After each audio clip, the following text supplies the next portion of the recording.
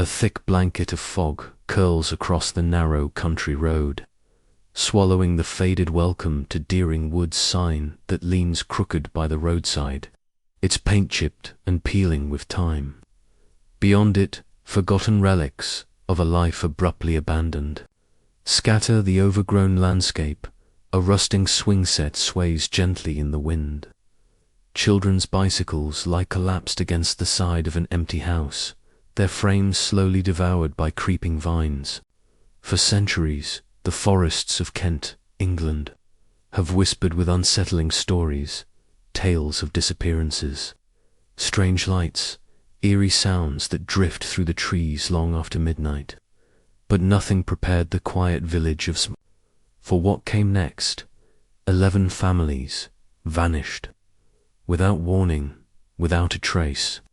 9 long years have passed, and still no answers, only shadows of rumor that stretch across the town like cracks in the pavement.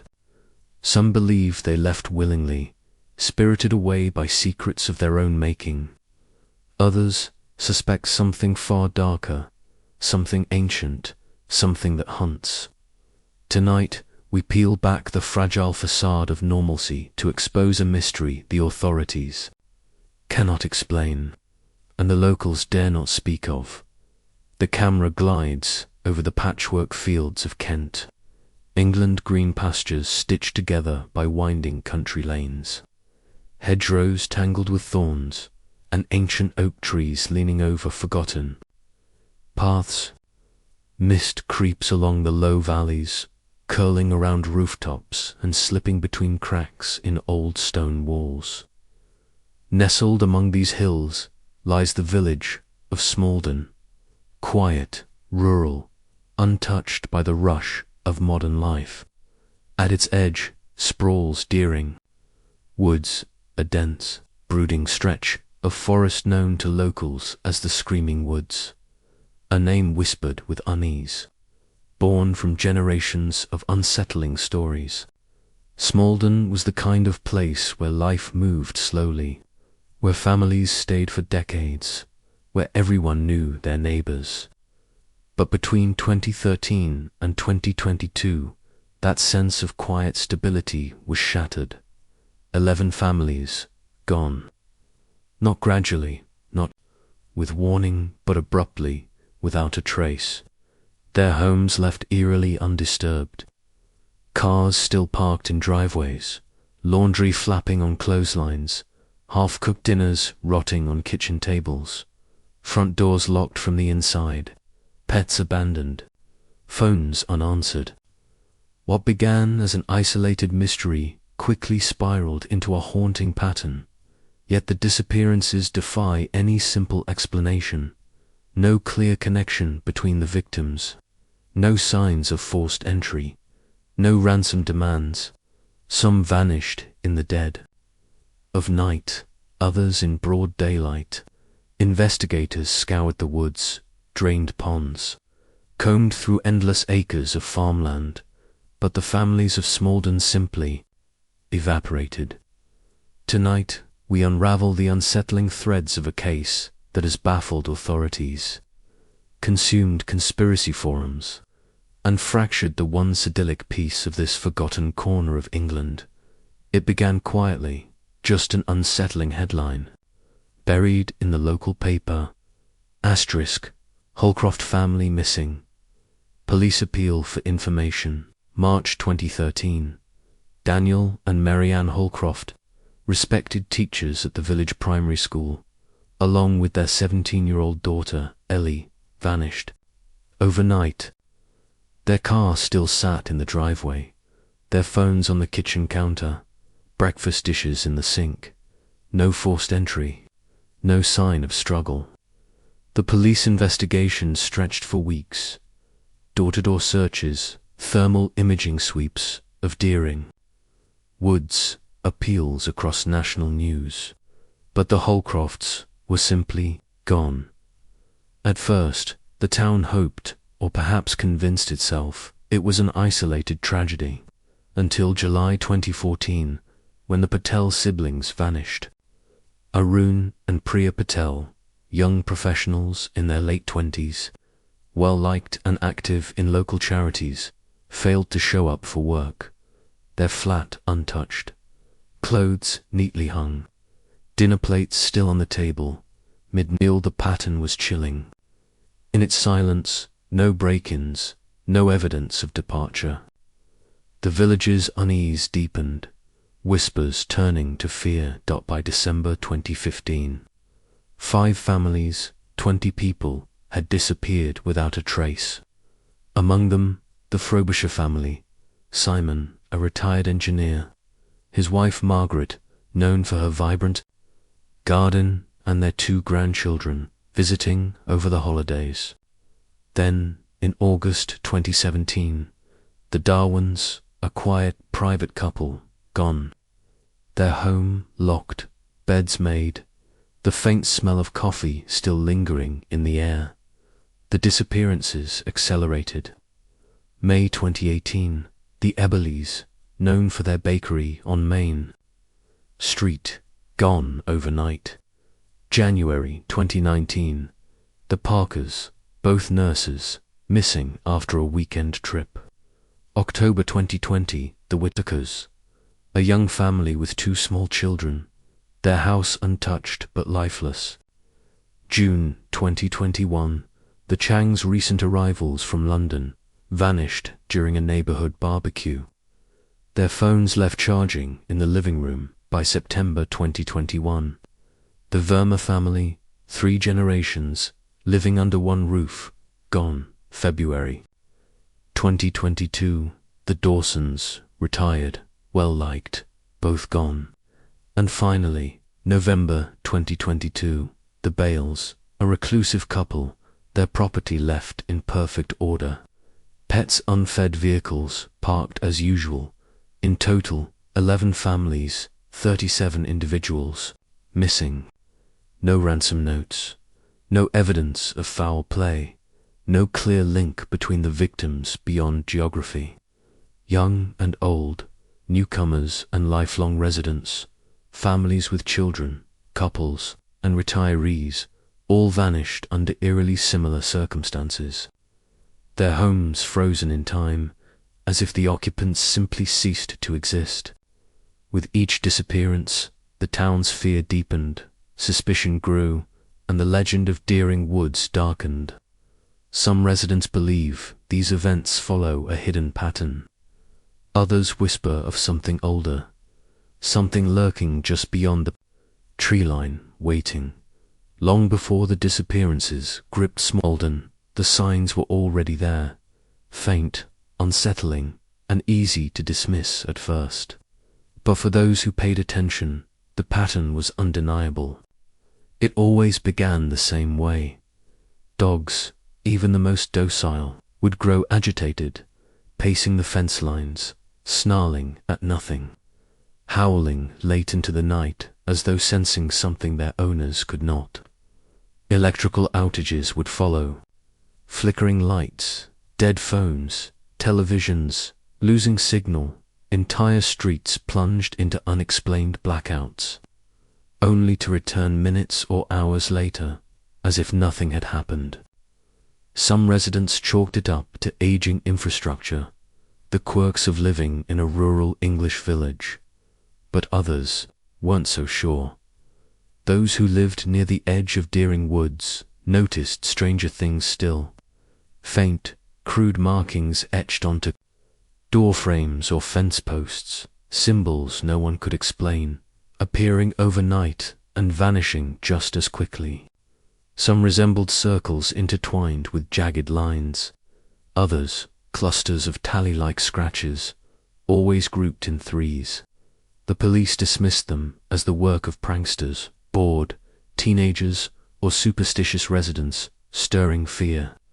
But those who found the marks near their homes often reported another, more terrifying detail. The screams. The woods had always been steeped in legend.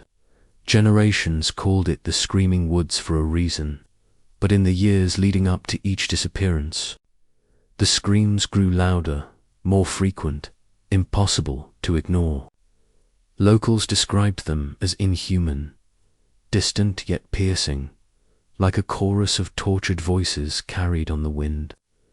Some said it sounded like a woman wailing, others a low, guttural shriek that rattled through the trees in the dead of night. Despite dozens of reports, police patrols through the forest yielded nothing but silence and fog. In the days before the Holcroft family vanished, neighbors recalled the howling. Their usually friendly retriever, Max, barked non-stop for hours, scratching at doors, refusing to settle. That same week, streetlights flickered along their road, plunging the cul-de-sac into darkness. A faint, high-pitched shriek echoed from the woods around midnight. The Holcrofts were gone by morning.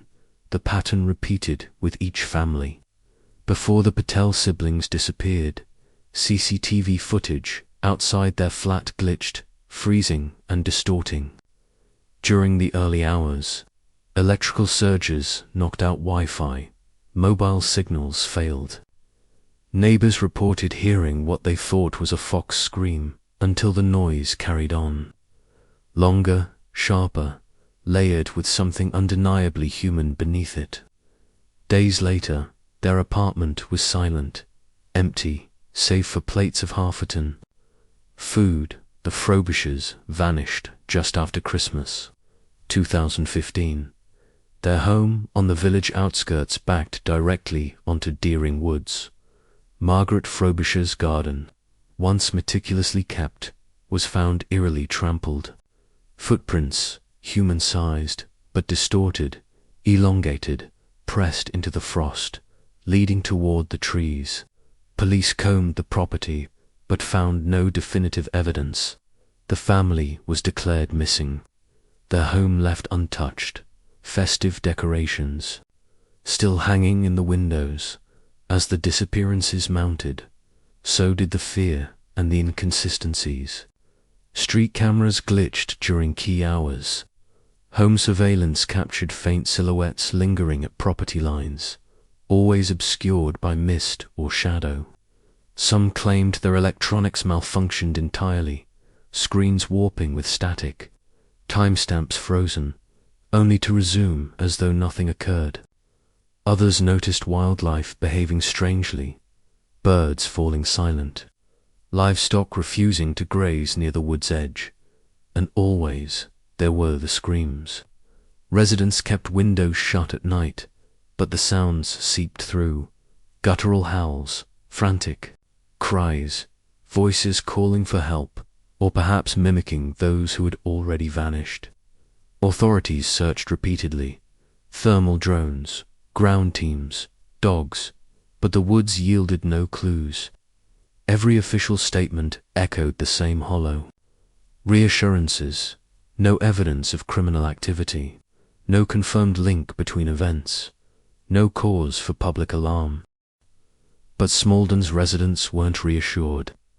Whispers spread that the symbols marked the chosen homes, that the glitches, the howls, the sudden stillness of the birds were warnings. Some families quietly packed up and left town altogether, selling their homes for a fraction of their value, unwilling to risk becoming the next headline. Others, bound by tradition or disbelief, stayed praying the strange events would pass them by, yet they never did. From 2013 to 2022, the cycle persisted. Howling dogs, flickering lights, markings on door frames, CCTV glitches, unexplained blackouts, and the woods, always the woods, pulsing with unseen terror, echoing with screams no one could trace. And then, silence. A home found abandoned. Another family gone.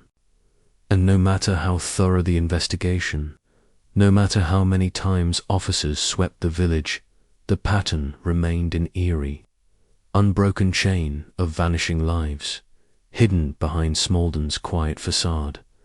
Smalden was never meant to be the kind of place that attracted headlines or conspiracy theories. Tucked among Kent's rolling green hills, It had long thrived on quiet routines, morning coffee at the bakery, afternoons spent tending gardens, weekends at the village fair. It was a postcard town, unchanged by time, where strangers were noticed and neighbors were trusted. But after the disappearances began, that fragile peace eroded with unsettling speed. The first few families, the Holcrofts, the Patels, their vanishing was met with cautious concern. Police canvassed the area, reporters trickled in, and whispers of foul play circulated quietly in pubs and church halls. But as weeks turned to months and no trace emerged, fear began to root itself in the soil of some. By the time the Frobishers disappeared, an entire family gone without warning. The town's mood had shifted from unease to quiet panic. Shops that once stayed open late to welcome tourists began locking their doors before dusk. Curtains were drawn earlier. Playgrounds, once filled with children's laughter, stood eerily silent, swings creaking in the wind, their chains rusting. The village square, once the heartbeat of community life, emptied as residents retreated indoors. Those who had lived in Smaldon for generations spoke in hushed tones of the screaming woods, their eyes drifting nervously to the forest line whenever the wind carried strange sounds across the fields as each new disappearance made headlines. Paranoia deepened. Town meetings, once focused on mundane concerns, potholes, seasonal festivals, council budgets, transformed into tense gatherings filled with desperate questions. Parents demanded curfews. Residents pleaded for more police patrols. Some accused local officials of covering up details, insisting there had to be more than coincidence at play. Every meeting ended the same way. No answers, no leads. Just frayed tempers and simmering dread. It wasn't long before theories flourished, each more unsettling than the last. Whispers of cult activity spread like wildfire. Some claimed an ancient sect, hidden among the townspeople, was conducting rituals tied to the woods. Symbols found etched into doorways, once dismissed as teenage pranks, were now seen as ominous warnings or marks of selection.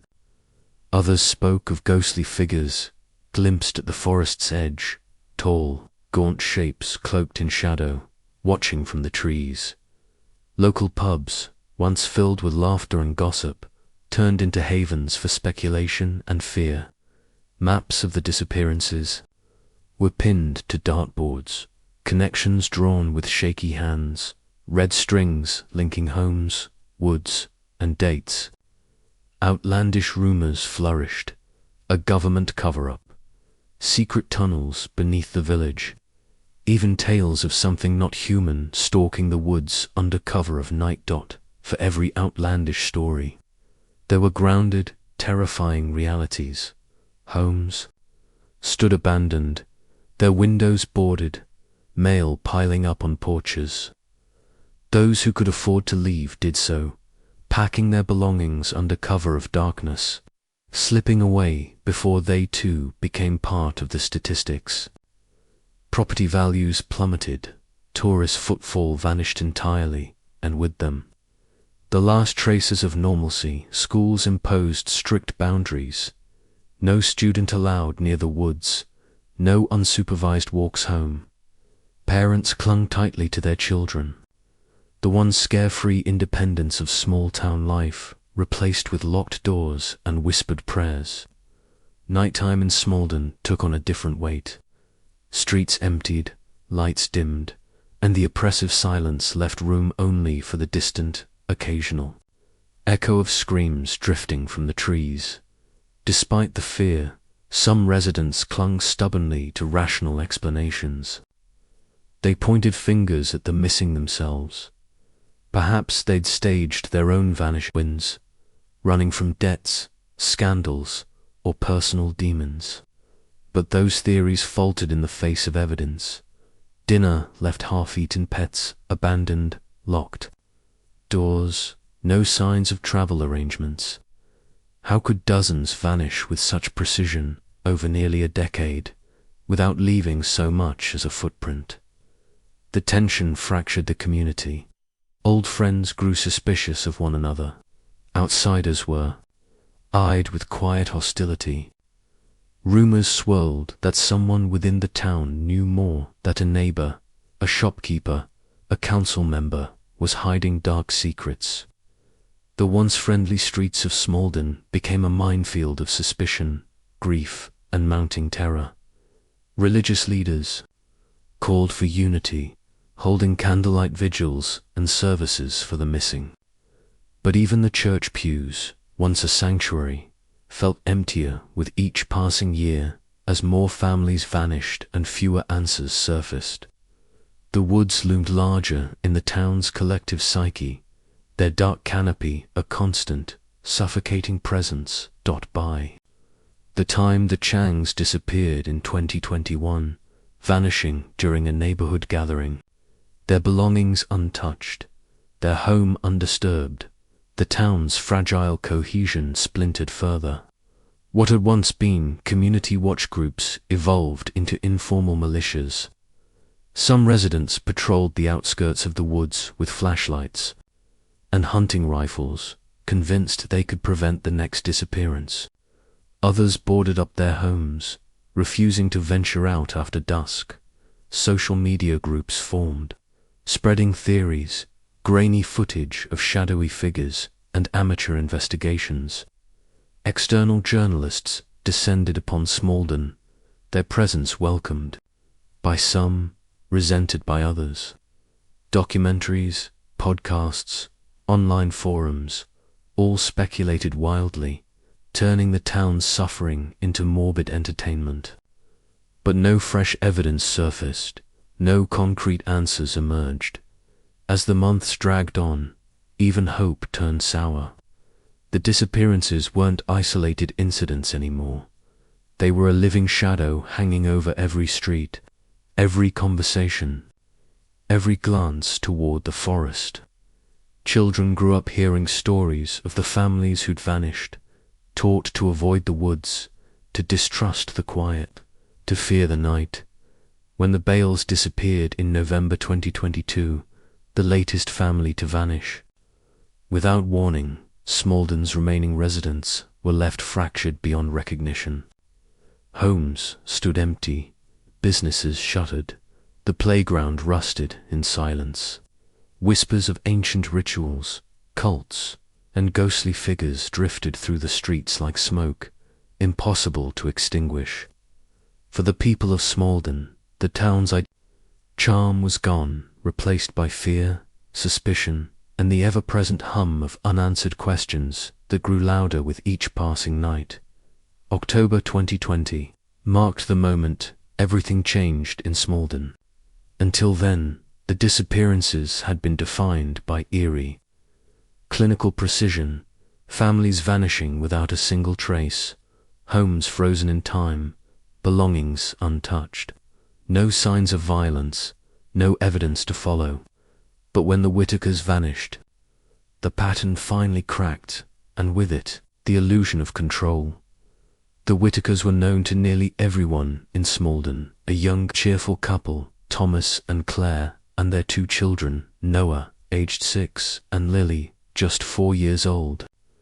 They'd moved to Smaldon 5 years earlier, drawn by the village's reputation for quiet, safe, community living, the very image that had been unraveling year by year. Despite the growing unease, the Whitakers stayed, believing like many that the disappearances were isolated, perhaps exaggerated, a tragedy that could never touch their doorstep. But on the morning of October 19th, their home stood silent. The house, situated near the edge of the village, close to the tree line of Deering Woods, was locked as usual. Cars sat untouched in the driveway. The curtains were drawn. But their absence was quickly noticed. The children missed school. Thomas failed to appear at work. Claire's daily coffee run never happened.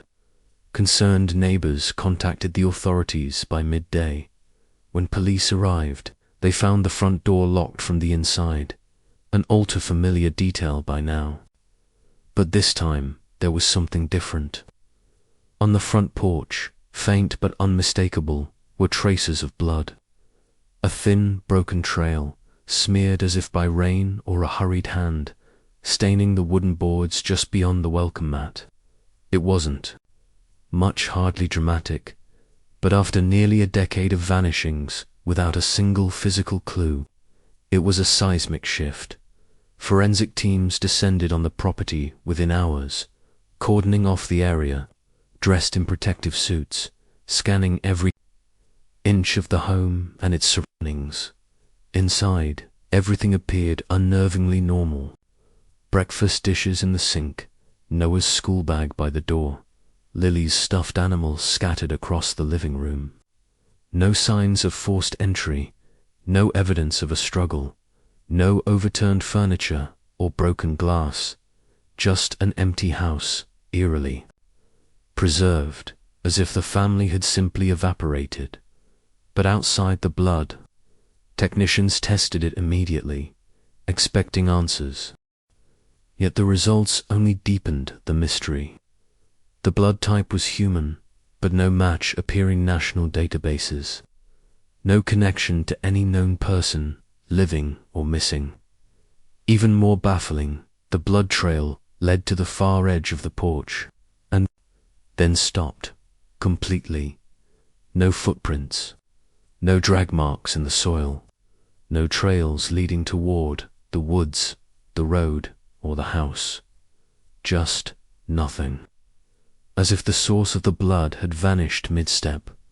Word of the discovery spread rapidly through.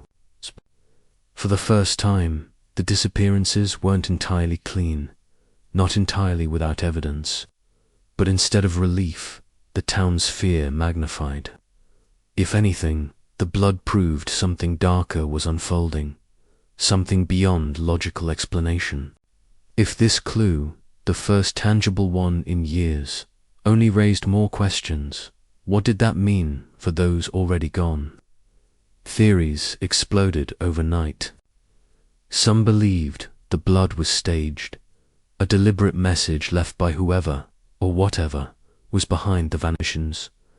Others speculated that the Whitakers had fought back, that violence had finally broken through the pattern of silent abductions. More chilling rumors circulated that the blood wasn't entirely human, that tests were being suppressed, that officials were hiding how strange the findings truly were. The police maintained their official stance, an active investigation. No conclusive evidence, no suspects. They scoured the area for days, teams combing the surrounding fields. Canine units deployed along the forest's edge, drones sweeping the dense canopy of Deering Woods. But the results were identical to every case before. No footprints, no personal items, no movement captured on nearby CCTV, save for a brief, unexplained distortion in footage from a neighboring property around 3:17 a.m. When the camera glitched into static for precisely 7 seconds, by the time the image returned, the Whitakers' home appeared exactly as it had before, still dark. Untouched, the Whitaker house was sealed off for weeks. A crime scene frozen in time, the faint bloodstains preserved beneath forensic markers. Journalists swarmed the village once more, their headlines more sensational than ever. Asterisk blood clue found in small den disappearance. Police baffled. But behind the media circus, the town's fragile nerves frayed further. Some residents left, their homes abandoned overnight. Others doubled down, barricading doors, installing floodlights, forming neighborhood patrols that prowled the streets after dark. Armed and jumpy, the incident marked a grim turning point. It was no longer possible to dismiss the as random, isolated, or easily explained. The Whitaker's disappearance, with its faint, horrifying trace of blood, confirmed what many had feared all along. Something sinister was at work in Alden, and it was escalating for the first time. The question wasn't just why families were vanishing, but how much longer before it happened again. Long before the modern disappearances cast their shadow over Smalden, the land itself carried a reputation steeped in unease. Deering Woods, the dense, sprawling forest that hems the village, has long been a place of whispered warnings and spectral tales. Locals have called it the Screaming Woods for generations, a name that dates back far beyond living memory.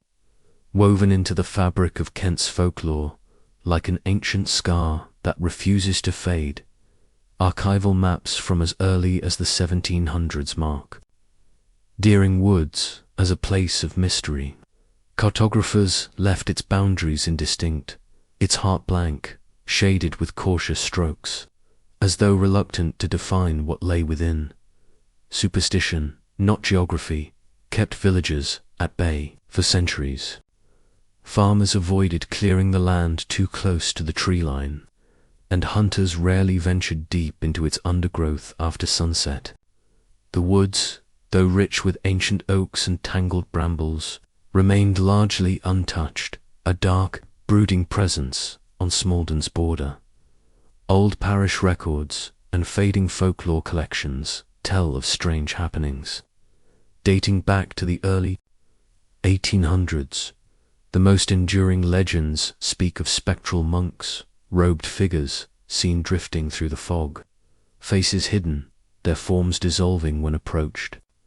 Some claim these apparitions are the restless souls of an abandoned medieval priory said to have stood near the forest centuries ago, though no archaeological evidence has ever confirmed its existence. But beyond ghostly sightings, there are darker entries in Smalden's forgotten history, stories of unexplained vanishings, eerily similar to those of recent years. In 1851, 3 farmhands from neighboring villages were reported missing after seeking shelter in the woods during a storm. Their belongings were found neatly arranged beside the main path, lanterns extinguished, tools stacked, but the men themselves were never seen again. In 1896, a local girl, Annie Witt, disappeared while gathering herbs along the forest's edge. Her bonnet and basket were discovered hanging from a low branch the next morning, untouched by weather or wildlife. The most chilling chapter came during the 1940s, amid the chaos of World War II, when Smalden endured what became known as the Screaming Nights. For several weeks in the winter of 1943, residents reported hearing inhuman wails echoing from Deering Woods, piercing, guttural cries unlike any animal known to the area. Descriptions varied. Some likened them to the anguished howls of a wounded woman, others to a deep, resonant bellow that reverberated through the valley. Entire households cowered indoors, clutching rosaries, whispering prayers, as the sound swept through the night. Officially, the strange noises were attributed to wartime stress, nerves frayed by blackout drills, rationing, and the ever-present fear of German air raids. Yet those who lived through the Screaming Nights insisted the sounds had nothing to do with the war. They came from the woods, ancient and unrelenting. And then, as suddenly as they began, the cries stopped. Silence returned. But the lingering fear remained. For those who dig deeper, the land's ominous reputation stretches even further to ancient pagan rituals, whispered sacrifices, and the belief that Deering Woods stands atop a convergence of so-called ley lines, areas long thought to amplify spiritual or supernatural energy. Some folklorists argue that the forest's unsettling aura stems from these intersecting lines, a place where the veil between worlds is said to be thin, where the past bleeds into the present, and things best left forgotten stir beneath the surface. Smaldene, for all its quaint cottages and idyllic countryside, rests on haunted soil, land shaped by centuries of whispered warnings and unspoken fears. The disappearances of the past decade may feel unprecedented to outsiders, but to those steeped in the village's history, they echo a chilling familiarity, a pattern stretching back through time, woven into the very roots of Deering Woods itself. The investigation into Smalden's disappearances stands as one of the most exhaustive and confounding efforts in modern British law enforcement history. From the moment the Holcroft family vanished in 2013, local police treated the case with urgency, believing initially that it was an isolated incident, perhaps a family fleeing personal troubles, debts, or domestic issues. But as the disappearances accumulated with eerie consistency, the investigation spiraled beyond the jurisdiction of village constables and into the national spotlight. Still, despite nearly a decade of effort, interviews, forensic sweeps, and expert consultation, no concrete answers have emerged. The initial stages of the investigation followed conventional procedures. Missing persons databases were scoured, border alerts were issued, and psychological profiles of the missing were constructed in hopes of uncovering hidden motives: suicide, staged disappearances, voluntary relocation. But these theories quickly unraveled under scrutiny. The vanished families had left everything behind: passports, money, pets, unfinished meals, vehicles, their homes eerily untouched, as though time had simply stopped within their walls. There were no credit card transactions, no mobile phone pings, no CCTV capturing their departure, only silence as the disappearances mounted. Law enforcement escalated their response. A dedicated task force was formed in 2016, combining Kent Police, national investigators, and outside consultants, including criminal psychologists and forensic experts. The task force canvassed the area repeatedly, deploying search teams into Deering Woods with tracking dogs, drones, thermal imaging, and ground-penetrating radar. Helicopters swept the forest canopy, while divers searched nearby lakes and rivers. Yet, despite their efforts, they found no physical evidence, no bodies, no discarded belongings, not even a footprint out of place: the Whitaker disappearance. In 2020, with its faint blood traces, offered investigators their first tangible clue, but even that avenue led to dead ends. The blood yielded no DNA match in any database, national or international. Analysts couldn't even conclusively determine its source: human, yes, but anomalous enough to stir unease among forensic teams. That discovery only fueled more speculation, as scientific ambiguity collided with folklore and fear. Meanwhile, a whirlwind of theories gripped the public and fragmented the investigation further.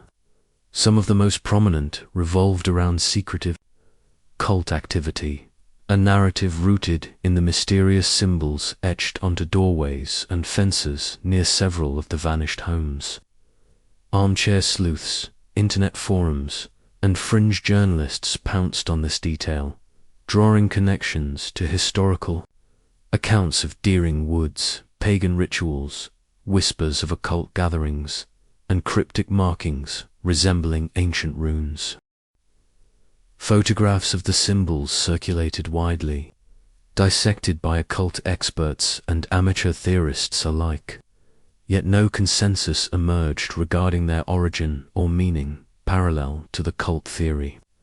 Others posited that the disappearances were linked to human trafficking rings operating in rural areas. The families abducted swiftly and silently by organized groups with resources to cover their tracks. Yet this explanation faltered under scrutiny.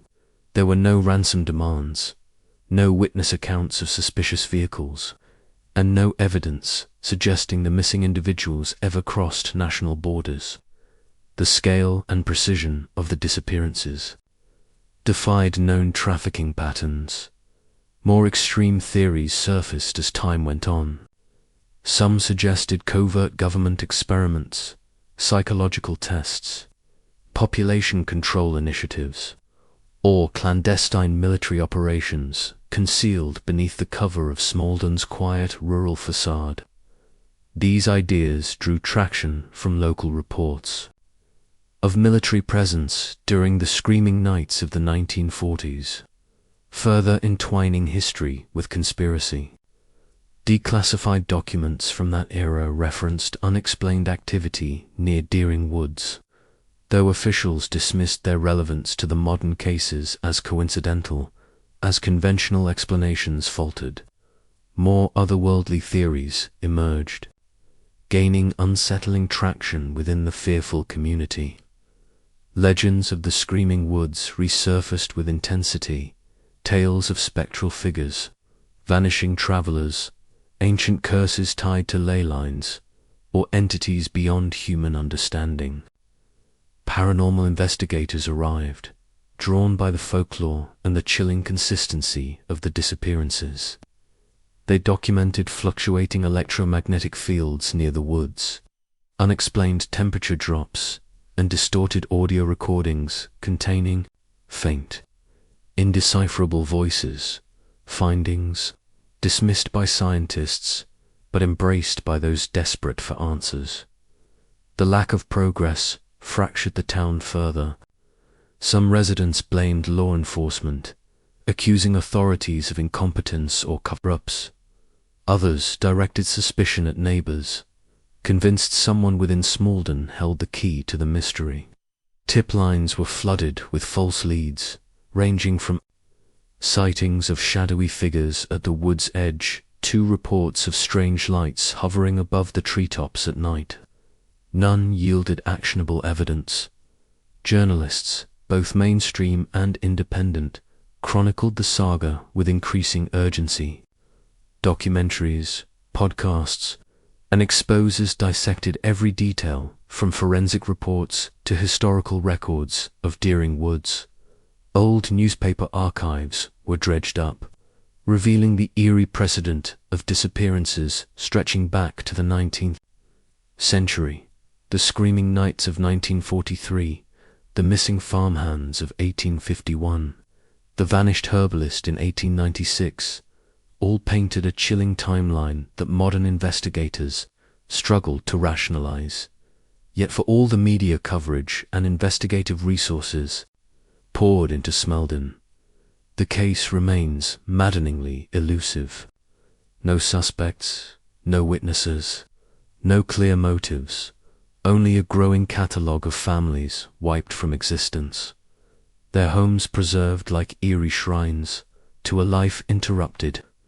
The investigation continues, but with every passing year, the weight of uncertainty deepens, and the lines between folklore, fear, and fact blur further. Smalden stands as a chilling testament to the unknown, a place where logic falters and theories multiply, but answers remain just out of reach. In the absence of clear answers, Smalden became fertile ground for confusion, paranoia, and outright misinformation. As the disappearances mounted and the official investigation faltered, rumors quickly eclipsed facts, creating a web of conflicting accounts that tangled the truth beyond recognition. Social media became the epicenter of this chaos, flooded with theories, fabricated sightings, and manipulated evidence that spread faster than any verified information could keep up. It began, innocently enough, concerned residents sharing updates, neighborhood watch groups exchanging tips, well-meaning posts offering solidarity. But as fear gripped the town and the mystery deepened, social platforms turned volatile. Facebook groups and Reddit threads dedicated to the Smalden vanishings exploded in popularity, attracting thousands of users from across the country and beyond. In these digital spaces, speculation morphed into obsession, and soon, truth was indistinguishable from fabrication. Doctored videos emerged, claiming to show shadowy figures lurking at the edge of Deering woods or spectral shapes drifting through village streets. Grainy CCTV clips were manipulated to insert eerie silhouettes. Some videos showed supposed screams recorded late at night, distorted audio layered with wailing sounds, clearly manufactured but convincing enough to stoke public hysteria. Conspiracy influencers and paranormal content creators capitalized on the attention, churning out sensational videos, clickbait titles, and pseudo-investigations that only fueled the fire. Mainstream tabloids seized the opportunity, plastering their covers with lurid headlines. Asterisk cult at large in Kent. Is Smalden a portal to another world? Vanishings linked to secret government lab. Each headline strayed further from reality, yet they found eager audiences hungry for explanation, however fantastical. For every fabricated story, hope flickered momentarily, maybe a new lead, maybe a breakthrough, but each time, the bubble burst under scrutiny, replaced by frustration and deeper distrust. As misinformation spread, so did accusations. Residents turned on one another, suspicious glances exchanged in grocery store queues, whispered speculation behind closed doors. Longtime neighbors were accused of complicity, of hiding the truth, of participating in secret rituals or harboring dark knowledge about the woods. People who had lived side by side for generations suddenly saw enemies in familiar faces. The authorities were not spared from this storm of suspicion. Frustrated by the lack of progress, many believed the police were concealing information, either to protect the town's fragile reputation or because they were overwhelmed by forces they couldn't control. Anonymous sources claiming insider knowledge surfaced online, alleging evidence suppression, hidden files, and unreported findings, none of which could be substantiated. Yet each fueled the belief that the truth was being buried.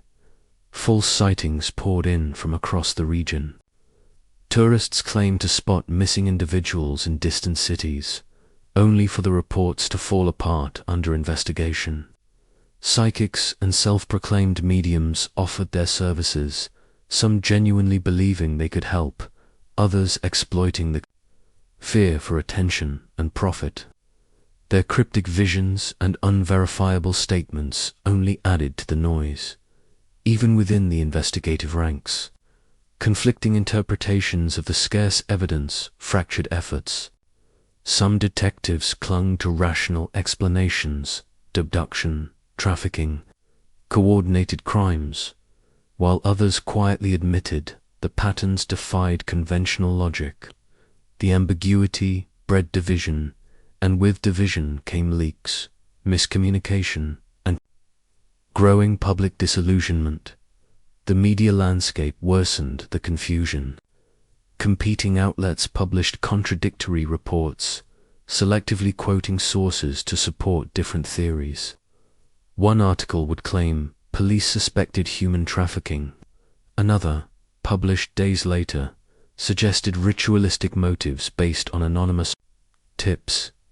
Every narrative shift reignited public anxiety, reinforcing the sense that no one, not even the investigators, truly understood what was happening.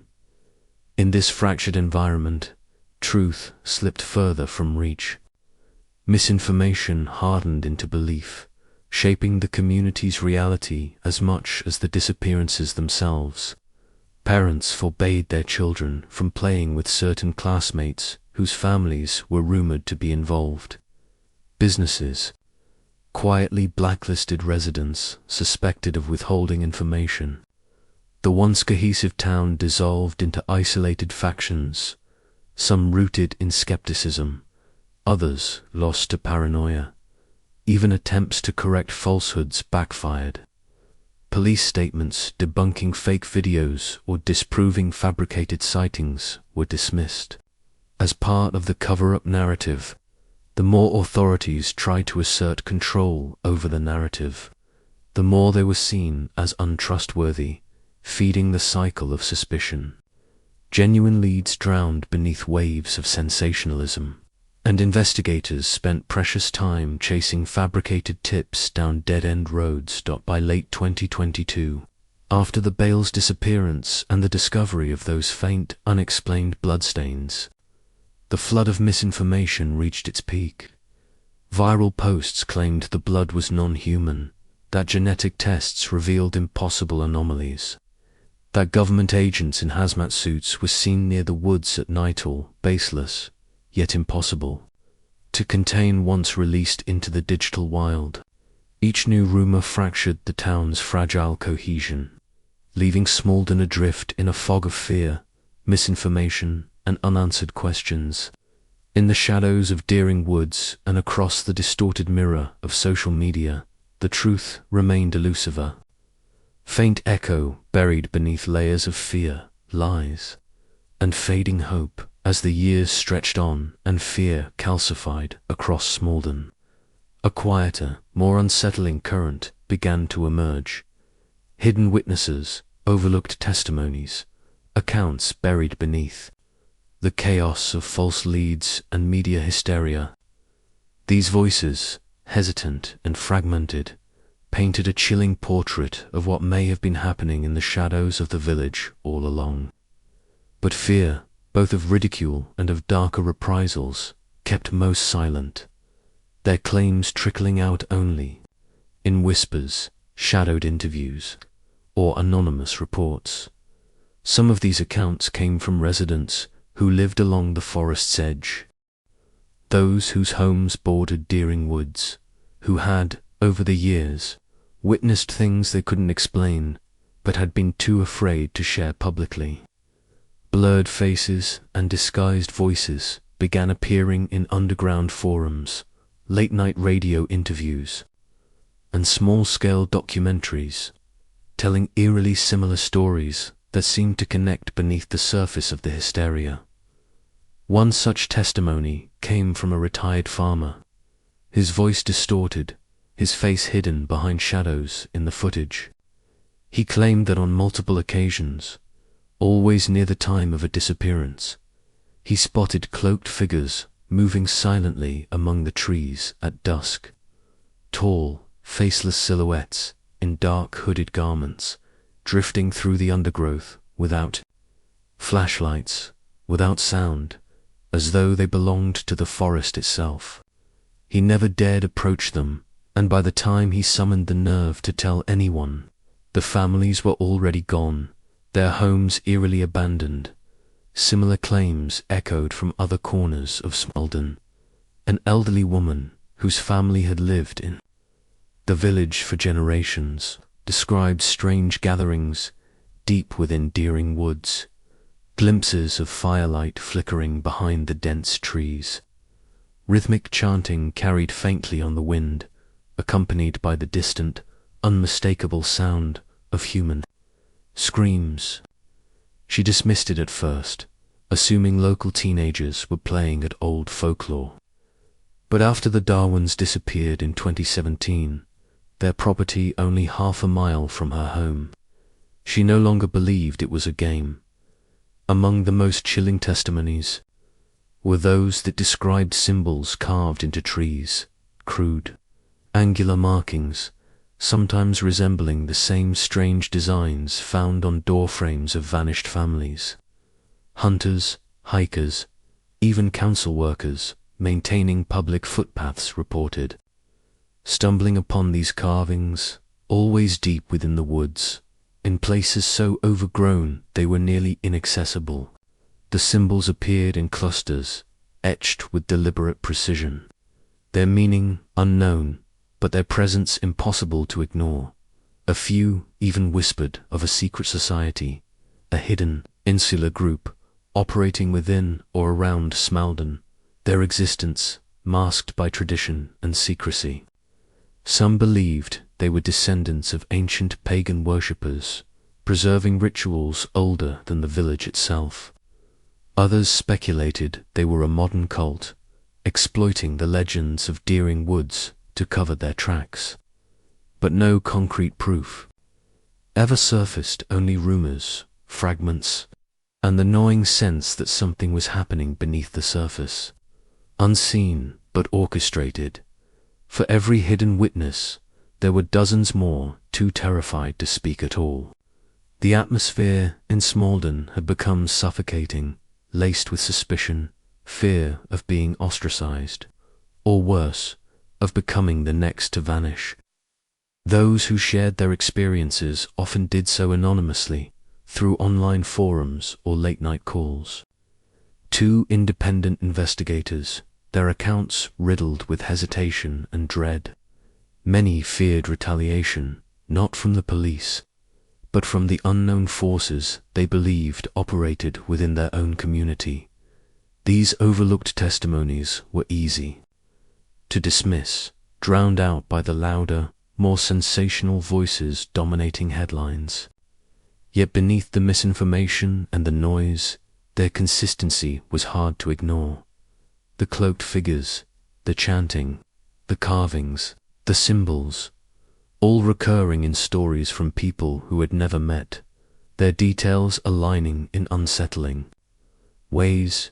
Even law enforcement, while outwardly dismissive, privately documented these accounts. Internal reports revealed that police received dozens of calls over the years describing robed figures, strange fires in the woods, symbols etched into doors. But without physical evidence or reliable witnesses, the claims were quietly filed away, overshadowed by more practical leads. As Smaldon's mystery dragged into its 9th year, these hidden accounts gained new relevance. They suggested an undercurrent long overlooked, a chilling possibility that the disappearances were not the work of random violence, isolated tragedies, or even supernatural forces alone, but a carefully orchestrated pattern operating in plain sight, shielded by fear, tradition, and the dense shadows of Deering Woods. And while the official investigation continued to chase evidence that never materialized, the hidden witnesses of Smaldon waited, watched, and whispered their fragmented stories, forming a darker, more elusive puzzle, just beyond the reach of those determined to find the truth. In the labyrinth of Smaldon's unsolved disappearances, buried beneath years of fruitless searches and public hysteria, lie chilling fragments of evidence details, scattered like ash, quietly filed away, overlooked, or dismissed by officials unwilling to confront their disturbing implications. For those who have studied the case closely, these fragments form a darker, more unsettling picture of what may have been hiding in plain sight all along. Among the earliest and most puzzling clues were the cryptic symbols etched into the homes of nearly every family that vanished. At first, these markings were dismissed as harmless graffiti odd, certainly, but likely the work of pranksters capitalizing on the town's growing paranoia. But forensic examination revealed something stranger. The etchings weren't random scrawls, but deliberate, repeated symbols, variations of circles intertwined with jagged lines, angular patterns resembling runes, triangles nested within other shapes. They appeared crudely carved into doorframes, fence posts, even trees near the properties, always clustered in threes, always just days or hours before the families disappeared. What made the markings even more unsettling was their consistency across multiple incidents. From the Holcrofts' home in 2013 to the Bales in 2022, the same geometric patterns recurred, sometimes faint, weathered by time, sometimes freshly cut into wood or stone. Photographs of these symbols, recovered from police archives, reveal subtle variations, but the underlying structure remains disturbingly identical, as if following a coded language known only to those responsible. Local folklore experts, consulted briefly during the early stages of the investigation, suggested connections to ancient ritual symbology designs similar to those found in obscure texts on pagan practices and occult traditions. Some markings bore faint resemblance to protection sigils, others to archaic symbols for thresholds or gateways, but lacking definitive historical links or archaeological confirmation. Officials quickly dismissed these theories, focusing, instead, on conventional Avernus missing persons protocols, psychological profiling, forensic sweeps. The symbols, disturbing as they were quietly archived and left unresolved. Further complicating matters were the obscure coordinates discovered by investigative journalists combing through leaked police documents in 2021, buried in field notes from the Frobisher and Chang cases were notations, latitude and longitude points scribbled beside references to the symbols. When plotted on a map, these coordinates traced an unsettling pattern. They formed a loose ring encircling Deering Woods, linking not only the homes of the missing families, but also several ancient, nearly forgotten landmarks hidden within the forest. One such landmark was a crumbling stone structure known locally as the Watcher's Hollow, a site so old and overgrown that its original purpose had long been lost to history. Some villagers spoke of it in hushed tones, recalling childhood dares to approach the ruins. Others of strange sounds emanating from the site at night, distant chanting, rhythmic drumming, low guttural voices that dissipated when anyone drew near. The coordinates also aligned with natural clearings, standing stones, and other sites steeped in local superstition, places long avoided. Their histories buried beneath layers of forgotten fear. Despite the unsettling pattern these coordinates formed, law enforcement never formally acknowledged them. Internal documents suggest some investigators proposed exploring the linked sites more thoroughly, but with no physical evidence tying them directly to the disappearances, and under mounting public pressure to focus on tangible leads, those efforts were shelved. The ring of coordinates, like the symbols, became just another overlooked footnote in an increasingly convoluted case. Other fragments of hidden evidence surfaced over the years, only to be similarly buried beneath bureaucracy and uncertainty. Forensic reports from the Whitaker disappearance in 2020 noted anomalies beyond the unexplained blood traces on their porch. Soil samples collected from their property contained strange mineral deposits, zinc common compounds typically found in deep geological strata, not near surface-level residential land. The source of these deposits remains unexplained, the reports quietly archived, their significance ignored. Audio recordings from the woods, captured by wildlife enthusiasts and amateur investigators, revealed faint rhythmic pulses and distorted frequencies, some resembling whispered voices layered beneath natural sounds, others mimicking the eerie wails that gave Deering Woods its infamous nickname. Experts attributed these recordings to wind interference, animal activity, or hoaxes. Yet those who heard them firsthand spoke of an unmistakable human quality buried within the static. Perhaps most disturbing of all were the personal belongings that occasionally surfaced far from where they should have been. A child's shoe, believed to belong to the Parker family's youngest daughter, was found dangling from a branch deep within Deering Woods. Weathered but intact, its placement unnaturally precise.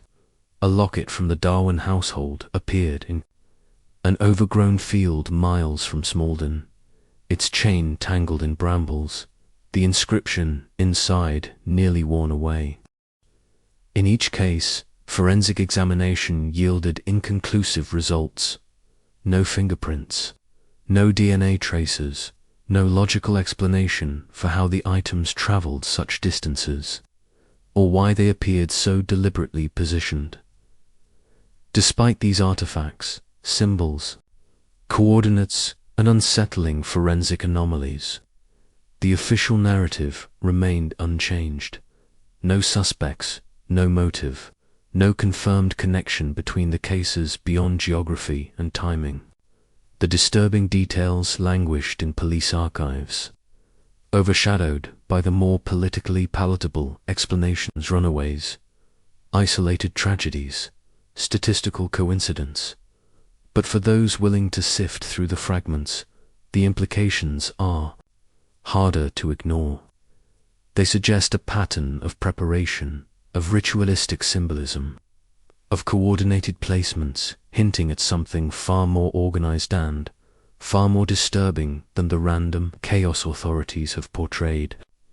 They point to hidden messages carved into the wood, ancient sites marking forgotten borders, and a town standing on ground where history, fear, and something darker have always intertwined. And so, the chilling details remained into doors, buried in the woods, filed away in forgotten reports, unresolved, disturbing, and waiting for someone to finally piece them together. The deeper investigators, folklorists, and independent researchers delved into the cryptic markings scattered across Smaldon, the more sinister their potential meanings became.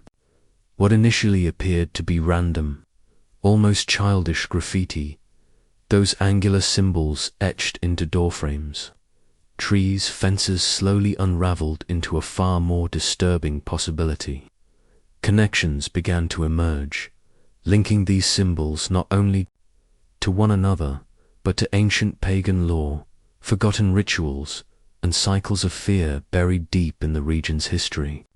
And with each new discovery, an unsettling theory solidified, one that tethered the symbols directly to the disappearances themselves. Careful analysis of the carvings revealed striking similarities to sigils and markings associated with pre-Christian harvest rites practiced in pockets of rural England centuries ago. In particular, folklore scholars identified patterns linked to rituals honoring the so-called veil seasons, those liminal times of year when, according to legend, the boundaries between the human world and the spirit realm weakened. During these periods, communities were said to conduct offerings to appease unseen forces, spirits of the land, ancestral entities, or darker, nameless beings believed to reside in the woods and hills. What made these findings especially chilling was the cyclical element hidden within the patterns. Historical texts from Kent and surrounding counties hinted at rituals following strict intervals, most notably a recurring 9-year cycle in which communities would offer symbolic or, in more sinister accounts, human sacrifices to ensure prosperity, protection from famine, or ward off misfortune. Though mainstream historians long dismissed these stories as exaggerated folklore, their echoes resurfaced in Smaldon with disturbing clarity, overlaying the timeline of disappearances onto the ancient ritual cycles revealed a troubling alignment. The Holcrofts vanished in March 2013, the first known case coinciding eerily with the beginning of a 9-year folkloric cycle associated with the gathering. An old seasonal rite whispered about in fragmented village records. Each subsequent disappearance followed in carefully spaced intervals, accelerating as the years passed, as though building toward a final offering. Even the obscure coordinates discovered, buried in police notes, traced this cycle across the landscape. The ring of locations surrounding Deering Woods aligned with known ceremonial sites, ancient clearings, weathered stone arrangements, and rumored thresholds believed by older generations to be points of passage between worlds.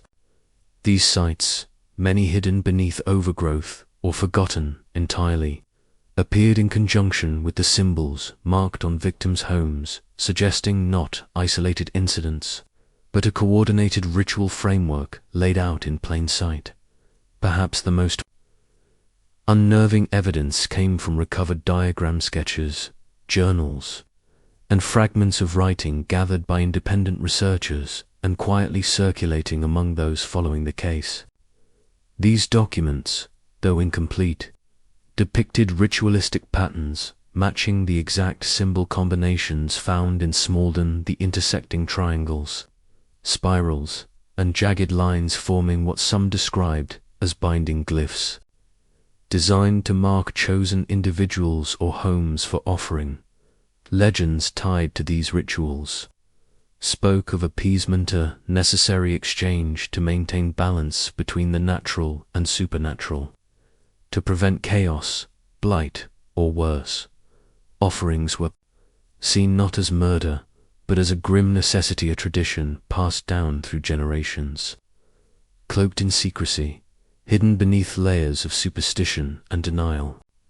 While modern society dismissed such practices as archaic myth, the pattern repeating in Smalden cast new, terrifying light on those old tales.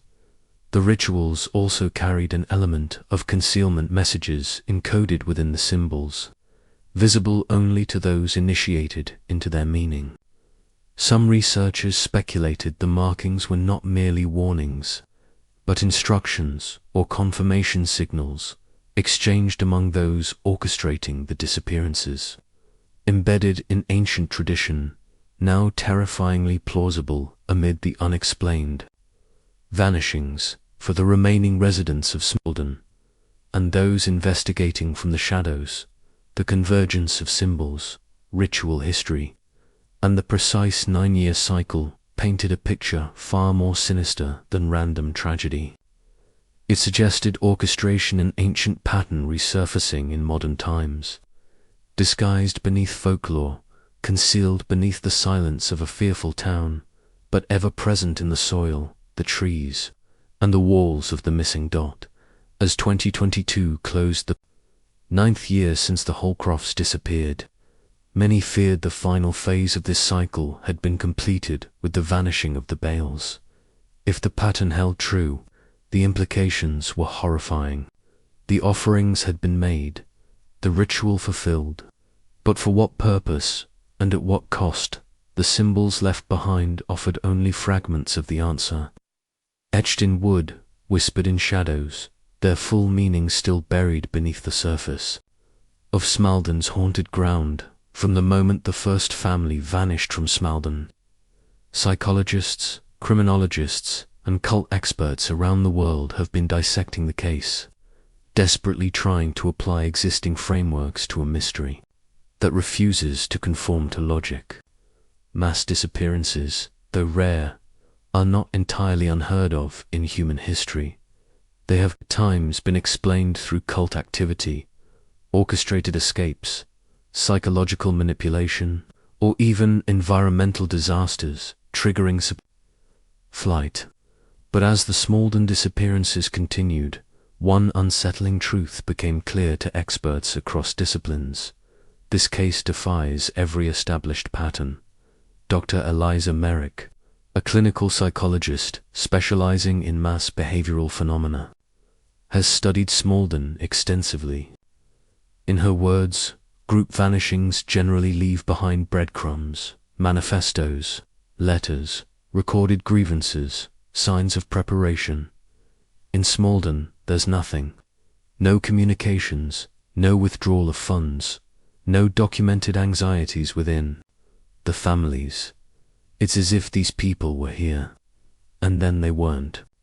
Merrick, like many of her colleagues, initially approached the disappearances through the lens of known psychological events, examining whether mass hysteria, shared delusions, or cult indoctrination could explain how entire families vanished overnight without struggle or warning. Cult behavior, has often played a central role in similar historical mysteries. The Jonestown tragedy, the Heaven's Gate group, and various isolated sects have demonstrated how powerful belief systems, combined with isolation, manipulation, and charismatic leadership, can lead entire groups to willingly disappear, sometimes permanently. Cult experts reviewing the Smeldon case scoured local records, interviewed residents, and analyzed the social dynamics of the village, searching for signs of such a movement. But time and again, they hit a wall. Dr. Malcolm Reyes, a leading authority on clandestine cult structures, highlights the anomalies. In a classic cult scenario, you expect three things: recruitment patterns, ideological materials, and evidence of premeditation. Smeldon has none of that. These families weren't ideologically aligned. They varied in religion, socioeconomic status, culture, even family structure. No writings, no manifestos, no signs of collective planning. It contradicts every profile we've ever built. Reyes acknowledges that a secretive, deeply embedded group could theoretically operate under extreme secrecy, but even the most concealed cults leave traces, surveillance footage, financial activity, property transfers. Smeldon offered none of these typical markers. Group psychosis, another angle explored by experts, involves the spontaneous emergence of shared delusions or panic, often triggered by environmental stresses or prolonged isolation. Cases of mass fainting, contagious behaviors, or sudden migrations have occurred historically, especially in tightly knit, insulated communities. But applying that to Smeldon raises further contradictions. Psychological assessments of the missing families, where available, showed no signs of susceptibility to shared delusions. Moreover, psychosis doesn't erase physical traces: cars, meals, personal items abandoned mid-use. Nor does it explain the eerie absence of any communication or observable departure. Other psychologists have turned to primal fear and survival instincts as potential drivers. Could a perceived, though unfounded, threat trigger a flight response so extreme that families fled into the woods, abandoning everything? Evolutionary psychology recognizes humanity's deep-rooted fear of the unknown: darkness, wilderness, perceived supernatural threats.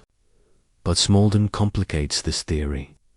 Fear-induced flight usually leaves chaos behind: overturned furniture, frantic attempts to pack belongings, calls for help. Instead, the family's homes were undisturbed: cereal bowls on tables, laundry, mid-fold lights left burning. It wasn't panic, it was absence, clean, absolute, and inexplicable. The most unsettling aspect, as experts repeatedly note, is the lack of evidence not just of where the families went, but of any action taken at all. Dr. Merrick emphasizes human behavior leaves fingerprints. Even when people disappear intentionally, they withdraw funds, purchase supplies, communicate with loved ones, express doubts or distress. In Smeldon, these people acted like tomorrow existed, and then they were gone.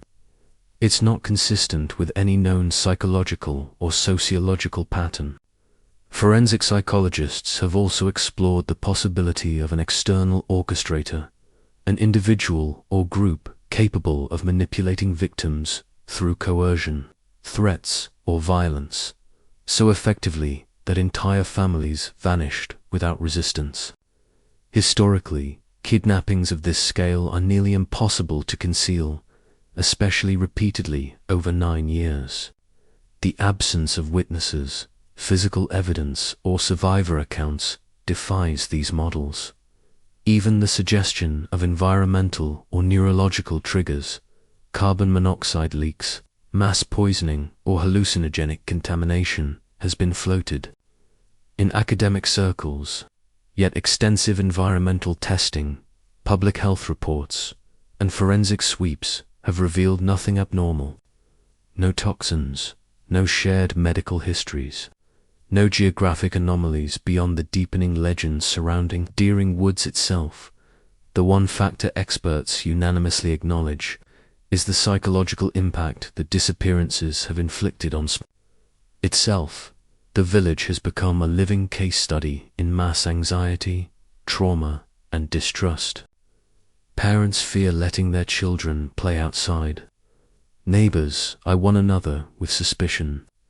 Businesses struggle as tourism withers under the town's cursed reputation.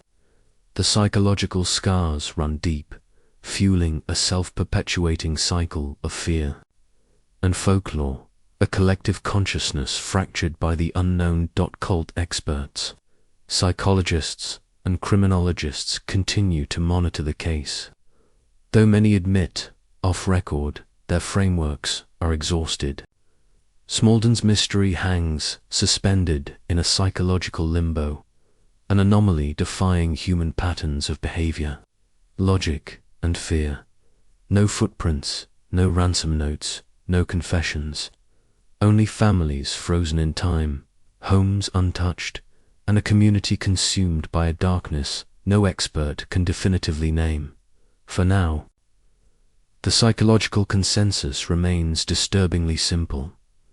Smalden is an outlier, a rupture in understanding where human behavior should leave trails but doesn't, and in that void, fear thrives, legends grow, and the experts are left dissecting. A case where, against all precedent, oblivion arrived. Silently. When the disappearances across Smalden are laid out in cold. Clinical sequencer, simple timeline. The chaos begins to sharpen into something far more unnerving. What first appeared as scattered, tragic anomalies gradually reveals a disturbing rhythm. A hidden cadence that has gone largely unnoticed by the public, and at times, even by authorities themselves. Piecing together the sequence of events with meticulous attention exposes one undeniable truth. These vanishings were not random. They followed a pattern, one intimately tied to ancient seasonal markers, lunar phases, and possibly something orchestrated beneath the surface of normal life.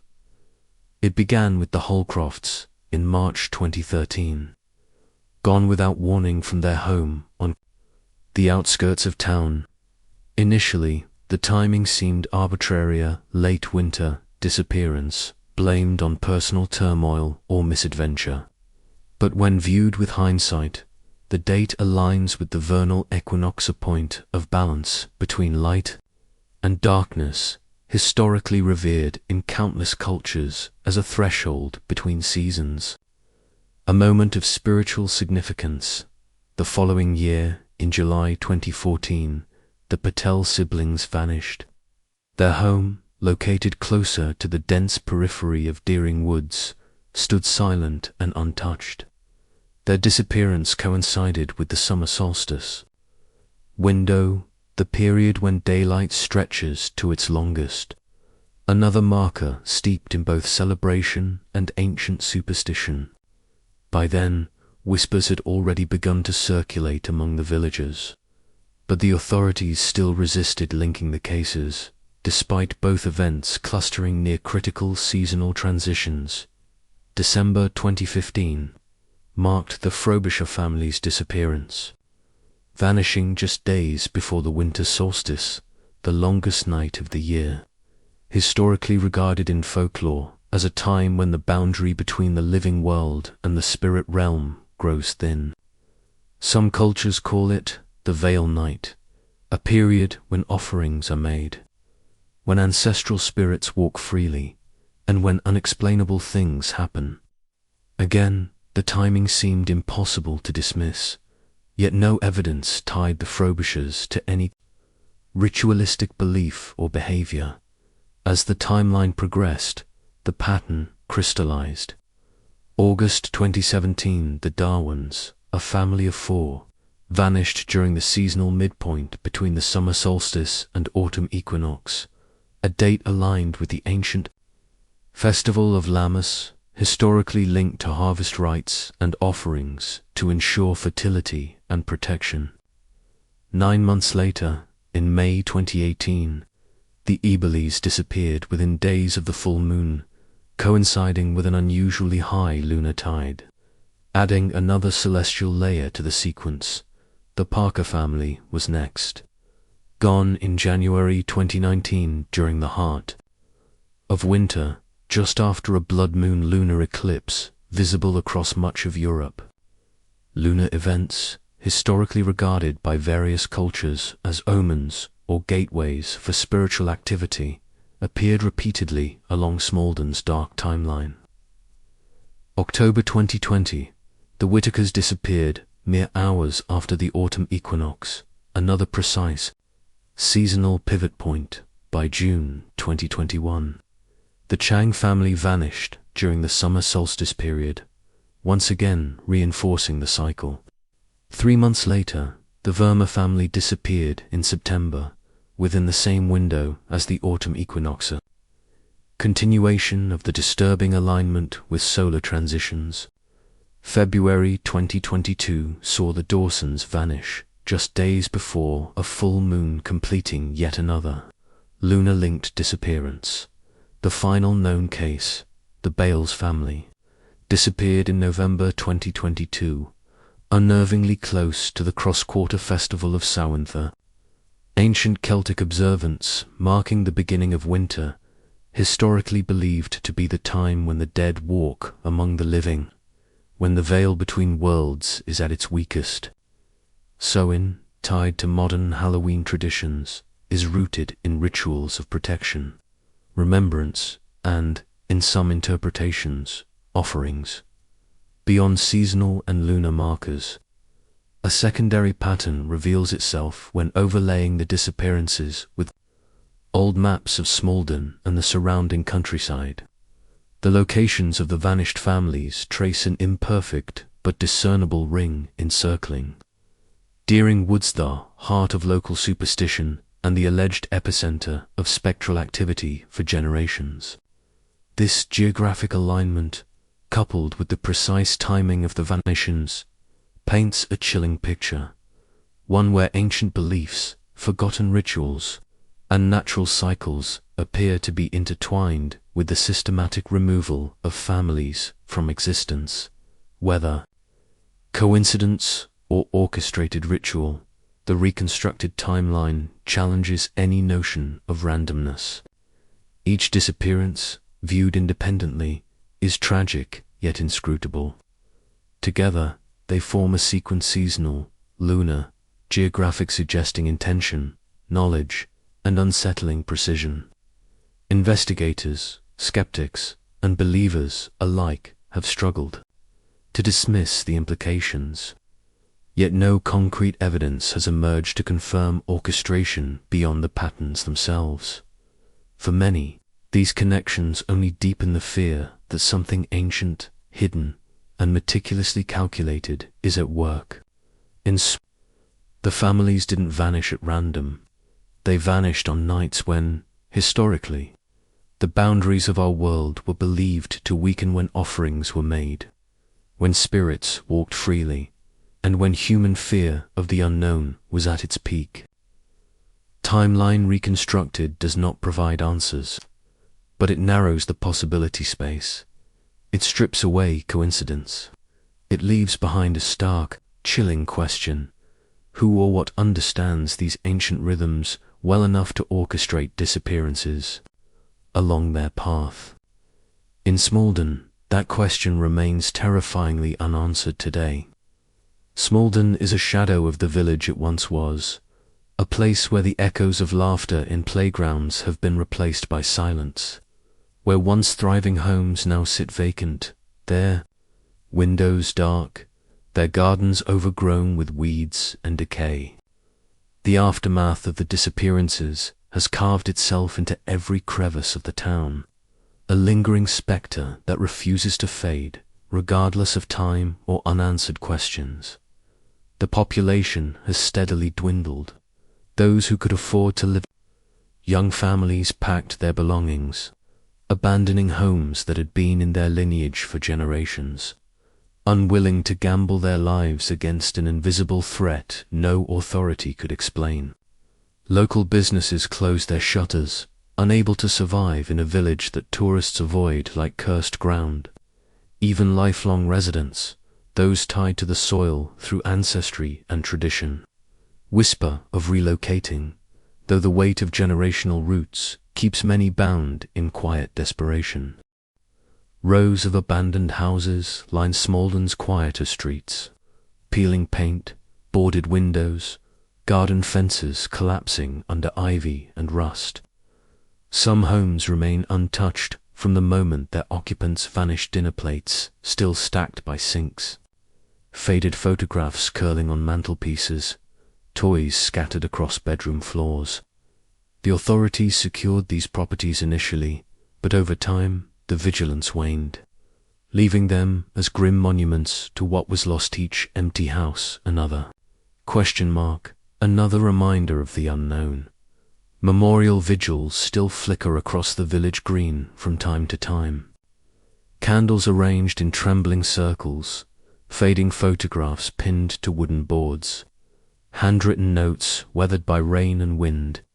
Names are recited like prayers: Holcroft, Patel, Frobisher, Darwin, Eberly, Parker, Whitaker, Chang, Verma, Dawson. Bales a ritual of remembrance in a place where answers never arrived. Yet even these ceremonies feel hollow. There are no graves to mourn over, no bodies to lay to rest, no evidence of what truly happened, only the void. For the families left behind, the siblings, cousins, distant relatives, the ache of uncertainty festers endlessly.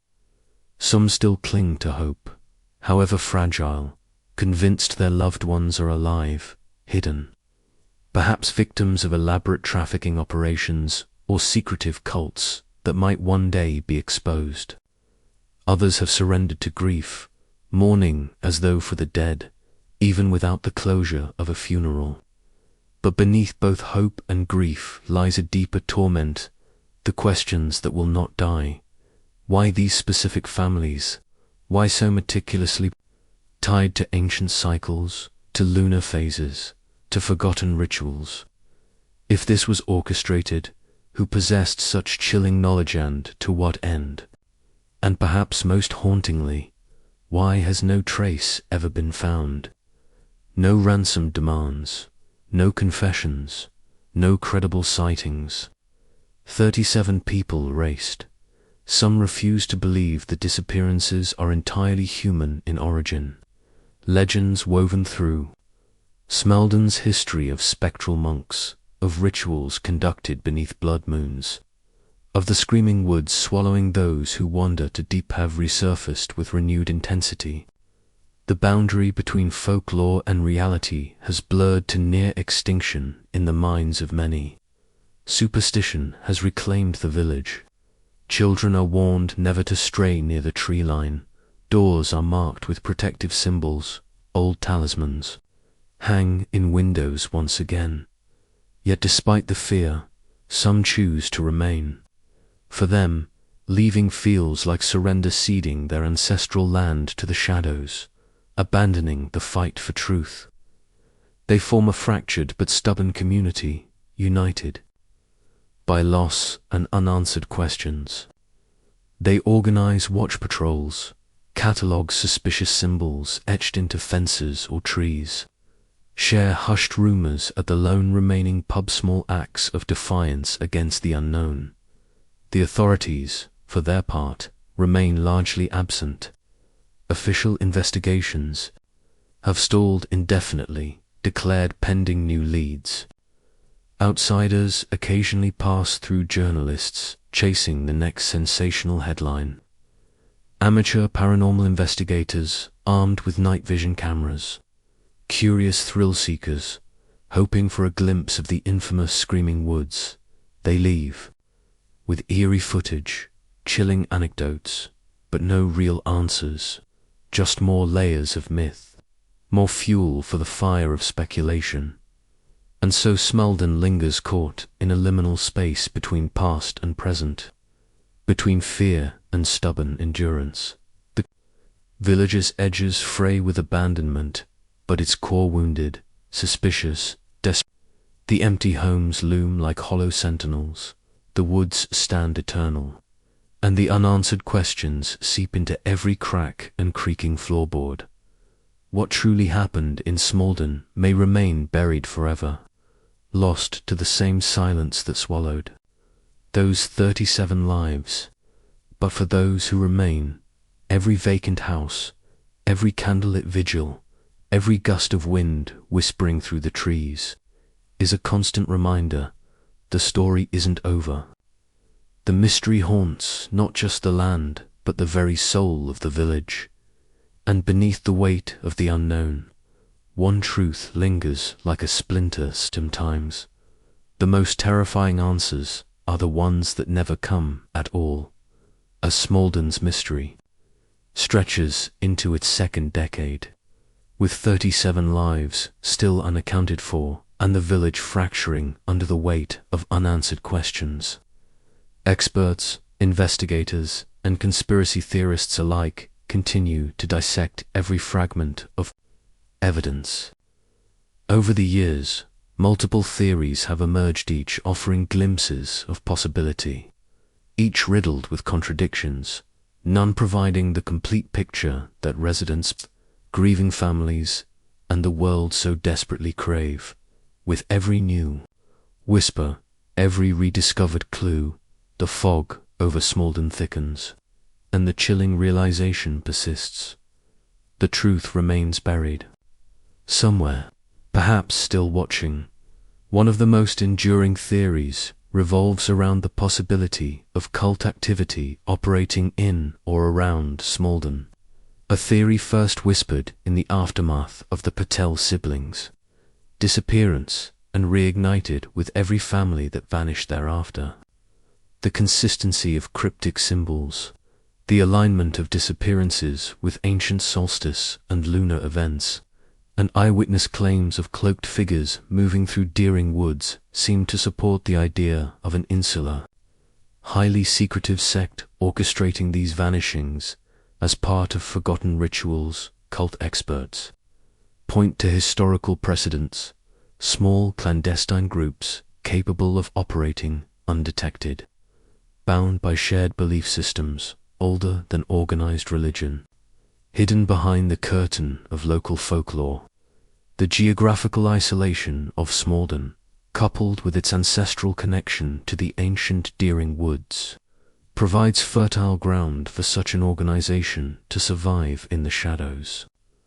The alignment of disappearances with specific celestial markers, the equinoxes, solstices, and blood moons, further fuels the belief that offerings or sacrifices are being made to honor, appease, or perhaps summon something beyond ordinary comprehension. But the cult theory, while seductive in its simplicity, fractures under scrutiny. No credible witness has stepped forward with direct ties to such a group. No recruitment patterns, no propaganda, no concrete evidence of initiation rites or known members has ever surfaced. Cult activity of this magnitude, operating over nearly a decade, should leave trails, financial records, properties, defectors, but investigators have found none. The eerie symbols, while consistent, remain ambiguous, their meanings speculative, their origins murky. Another dominant theory centers on organized human trafficking, a grim, yet earthly explanation for systematic disappearances. Proponents argue that entire families could be targeted for abduction and sale into underground networks, their removal facilitated by highly sophisticated criminal organizations adept at erasing digital and physical footprints. Trafficking experts point to the precision of the disappearances, the lack of physical struggle, the clean vacating of homes, hallmarks of professional operations that leave minimal traces. But this theory, too, crumbles beneath specific details. Human trafficking cases, especially those involving entire families, inevitably produce loose ends, escaped victims, intercepted communications, physical evidence smuggled across borders. Yet in Smalden, the total absence of credible sightings, ransom demands, or evidence of international involvement remains a glaring anomaly. Additionally, the alignment of the vanishings with ancient seasonal cycles and local folklore has no clear connection to criminal trafficking. Unless such operations are intentionally exploiting regional myths, a possibility some investigators have speculated, but never proven. Perhaps the most controversial and unsettling theory draws upon the supernatural, the notion that Smalden's disappearances transcend human activity altogether. The Screaming Woods, long steeped in eerie folklore, spectral legends, and whispered tales of disappearances dating back centuries, provide ample fuel for those who believe something otherworldly is at work. Witness reports of ghostly figures, inhuman wails echoing through the forest, and ancient symbols carved into homes evoke the possibility of a paranormal force, one deeply rooted in the land's forgotten history, reclaiming what it believes is owed. Folklorists and paranormal investigators point to the cyclical nature of the disappearances, the alignment with ancient festivals like Samhain, and similarities to ancestral tales of offerings to unseen entity spirits, guardians of the woods, or darker forces that punish those who trespass or fail to honor ancient covenants. The precise vanishing of families, without struggle or trace, bolsters these beliefs.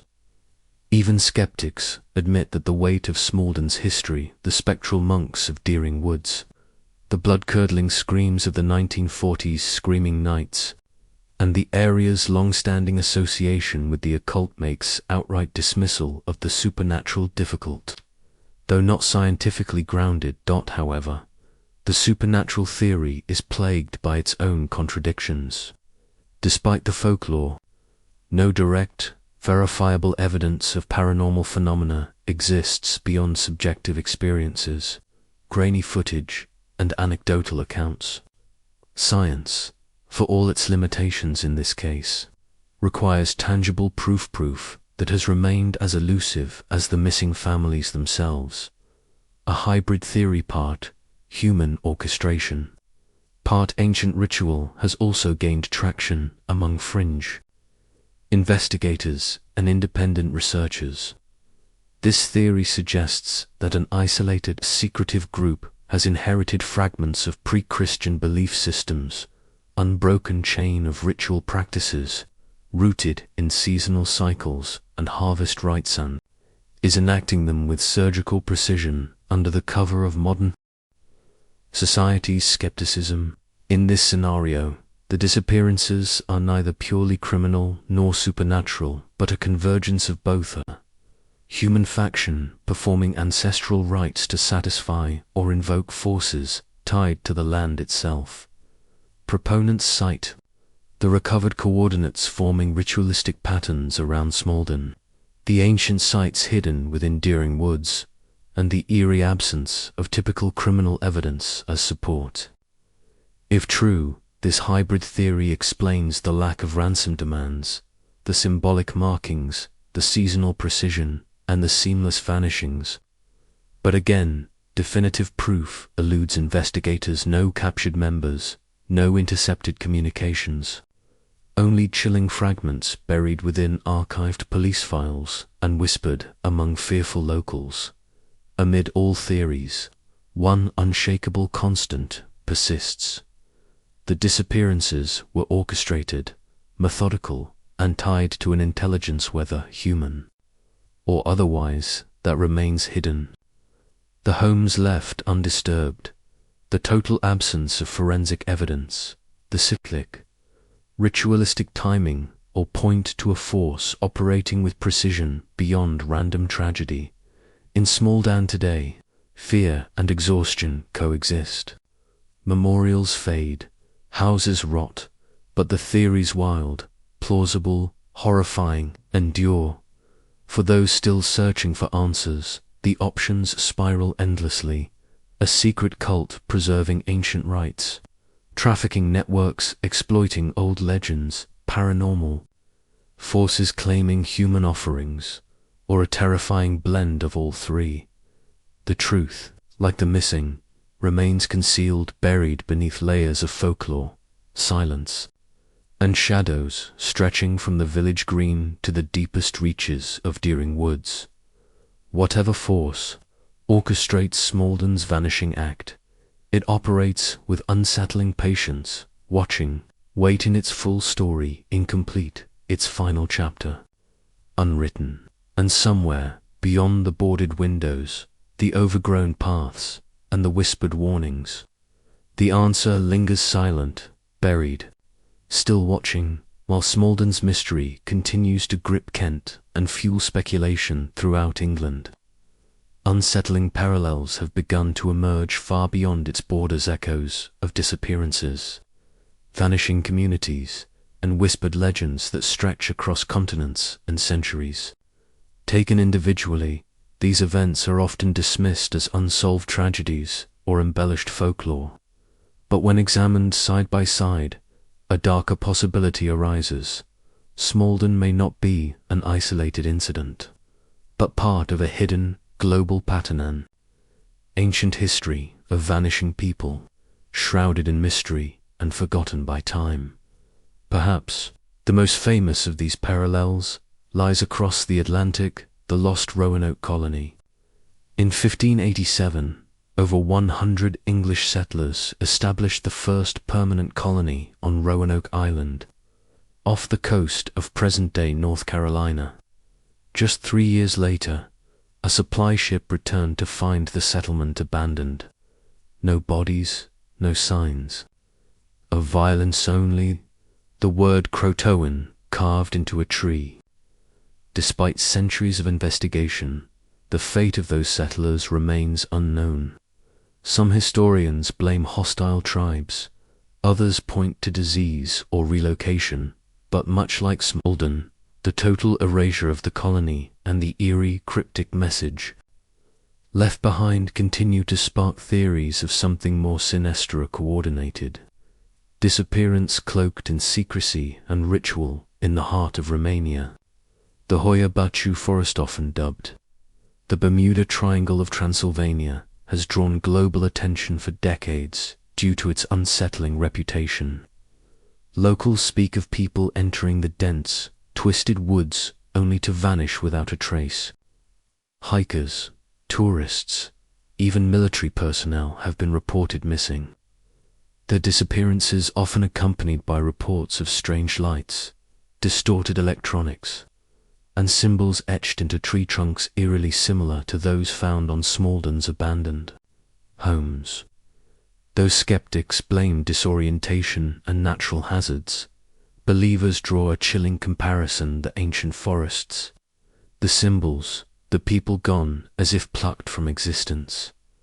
Closer to home, in the Scottish Highlands, lies the enduring mystery of the Flannan Isles lighthouse keepers. In December 1900, 3 keepers stationed at the remote lighthouse vanished, their last recorded log entries speaking of violent storms that never materialized. When investigators arrived, the lighthouse was intact, meals uneaten, beds unmade, much like Smalden's untouched homes. No definitive explanation has ever been offered. Theories range from rogue waves to secret abductions, yet the unnerving silence surrounding the incident persists. Across continents, whispers of mass disappearances ripple through forgotten history. In the Canadian Yukon, the legend of the vanished village of Anjikuni tells of an entire Inuit community discovered abandoned in the 1930s, dogs starved, fires still smoldering, possessions untouched. While modern historians debate the truth of the account, the pattern is hauntingly familiar. Whole communities erased, homes left eerily undisturbed, no trace of struggle or escape. Further afield, the vast expanse of the Aokigahara forest at the foot of Japan's Mount Fuji has long been steeped in death and disappearance. Known as the Sea of Trees, the forest's dense canopy muffles sound, disorienting visitors. Though many disappearances are attributed to tragic suicides, stories persist of individuals vanishing without explanation, leaving behind only cryptic markings or abandoned belongings deep within the forest's labyrinth. Even in Australia, the legend of the picnic at Hanging Rock endures based on a real, though heavily mythologized, incident in 1900 where schoolgirls and a teacher disappeared while hiking near a volcanic rock formation. The survivors reported strange lapses in time. The missing were never found, and the area remains surrounded by folklore of hidden realms and unexplained vanishings. These incidents, stretching across geography and history, share unsettling common threads with Smaldon: isolated, ancient landscapes steeped in superstition, cryptic symbols or messages left behind, entire groups vanishing without signs of violence, and an enduring absence of answers. Some investigators have begun mapping these events, noting how many coincide with regions possessing dense forests, geological anomalies, or historical connections to forgotten rituals and folklore concerning boundaries between worlds. The parallels extend beyond physical locations to cultural pattern cycles of disappearances aligning with solstices, equinoxes, lunar phases, or ancient festivals. Researchers exploring global archives have documented cases of unexplained vanishings clustered around specific times of year, suggesting a hidden chronology underpinning these mysteries, one largely overlooked by mainstream history. Skeptics, of course, argue these connections are speculative, products of confirmation bias and folklore embellished over generations. Many of the global disappearances lack sufficient documentation or have been mythologized beyond factual recognition. But for those determined to understand Smaldon in the broader context of human history, the echoes are impossible to ignore. Could Smaldon's disappearances be part of a hidden global phenomenon, recurring, ritualistic erasure of communities, tied to ancient, perhaps forgotten knowledge? Are the cryptic symbols carved into Smaldon's homes and trees echoes of a language spoken across centuries, resurfacing in different forms across cultures? Or is the connection more psychological, universal human fear of the unknown, of vanishing without explanation, expressed through parallel myths crafted from real tragedy? Regardless of interpretation, the similarities are undeniable.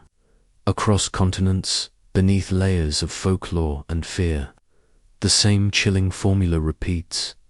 Isolated regions with long histories of superstition, patterns of unexplained disappearances, cryptic symbols, untouched homes, and questions that never yield satisfying answers for Smaldon's remaining residents. These global parallels offer little comfort, only the sobering realization that their village's nightmare may not be unique, but rather a recurring fracture in human history. And perhaps, somewhere among the world's forgotten forests, abandoned settlements, and silent homes, lie the threads that connect them, all a hidden history of vanishing lives. Still watching, still waiting to be understood, the story of Smaldon leaves behind a silence that speaks louder than words. 11 families, 37 lives, gone as though plucked from existence by an unseen hand. No bodies, no evidence, only unanswered questions that have settled over the village like the thick, unrelenting fog that creeps through Deering woods. For years, investigators have searched, families have mourned, and theories have swirled, yet the truth remains elusive, buried beneath layers of folklore, fear, and the persistent shadows of ancient trees. The homes still stand vacant, deteriorating in time. Children's toys gathering dust, family photos fading on empty walls, dinners half-eaten, never cleared. The ordinary, mundane remnants of lives interrupted by something so extraordinary, so inexplicable that even seasoned detectives falter when pressed for answers. The official reports have grown stale cold case files buried under bureaucracy, while the town itself rots from within.